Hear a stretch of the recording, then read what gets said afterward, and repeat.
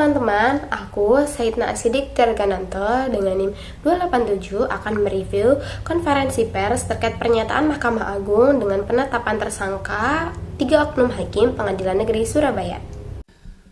Kejaksaan Agung melalui tim penyidik Jaksa Agung Muda Bidang Tindak Pidana Khusus Jampitsus telah melakukan penggeledahan dan penangkapan terhadap 3 orang oknum hakim pada Pengadilan Negeri Surabaya. Jadi pernyataan ini disampaikan oleh juru bicara Mahkamah Agung oleh Dr. Yanto, SH, MH. Oke, kita langsung masuk ke pembahasannya aja ya. Nah, kasus ini itu sebelumnya ada kaitannya dengan pembebasan Ronald Tanur dengan dinyatakan tidak bersalah pada pengadilan oleh 3 hakim yang berinisial ED, HH, dan M.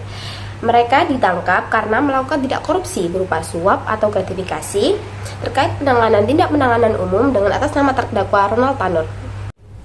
Jadi dari yang awalnya Ronald Tanur dinyatakan tidak bersalah, di sini juru bicara memperjelas kembali bahwa Ronald Tanur secara sah terbukti bersalah melakukan tindak pidana penganiayaan yang berujung kematian ataupun dengan akibat kematian.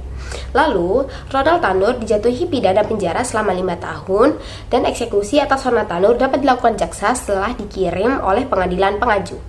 Proses hukum yang dijalani oleh 3 hakim ini tidak dilakukan oleh Mahkamah Agung, namun dilakukan oleh Kejaksaan Agung. Karena itu, Mahkamah Agung sangat menghargai dan menghormati putusan dari Kejaksaan Agung.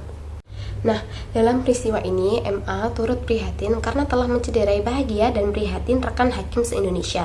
Karena kejadian ini terjadi setelah penaikan tunjangan dan gaji hakim berdasarkan revisi PP tahun 94 tahun 2012 dengan hak dan keuangan fasilitas hakim di bawah Mahkamah Agung dengan PP No. 44 tahun 2024 perubahan ketiga atas PP No. 94 tahun 2012. Nah, ini nih udah dinaikin gajinya tapi malah kayak gini.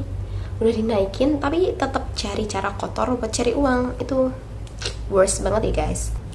Lalu setelah mendapatkan kejelasan penahanan dari Kejaksaan Agung, 3 hakim tersebut akan diberhentikan sementara oleh Presiden dengan usulan Mahkamah Agung.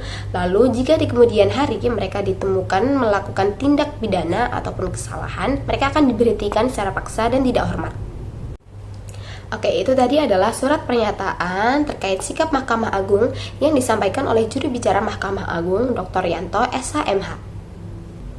Oke, selanjutnya di sini aku akan meng-highlight beberapa pertanyaan dari wartawan yang mendetail terkait isi dari konferensi pers ini.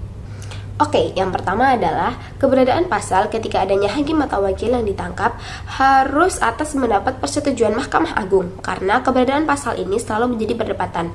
Nah, pasal yang dimaksud di sini adalah pasal 26 Undang-Undang Nomor 2 Tahun 1998. Oke, wakil ketua dan hakim dapat dilakukan dengan izin ketua Mahkamah Agung, kecuali operasi tangkap tangan itu tidak perlu izin dari Mahkamah Agung. Kalau misalnya tidak ada operasi tangkap tangan, maka itu tidak diperlukan izin ya teman-teman.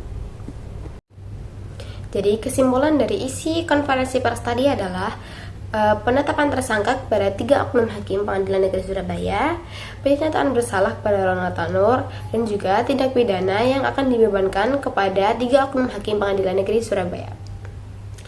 Baik, sekian dari saya. Terima kasih sudah menonton video ini sampai akhir. Terima kasih. Bye-bye.